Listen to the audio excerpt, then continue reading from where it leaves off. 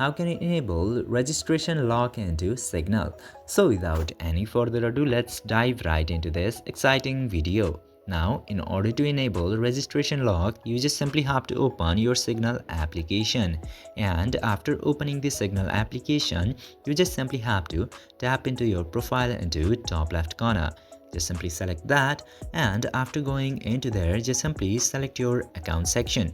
Now, after going into account section, you will get to see this option of registration lock into Signal pin. Now, in order to enable registration lock, you just simply have to enable this toggle for registration lock. Simply enable the registration lock and tap to turn on. And this way, you can very easily enable registration lock in Signal. I hope this video was informative for you. If yes, don't forget to give a thumbs up and subscribe to the channel to never miss another update. Thank you for watching this video.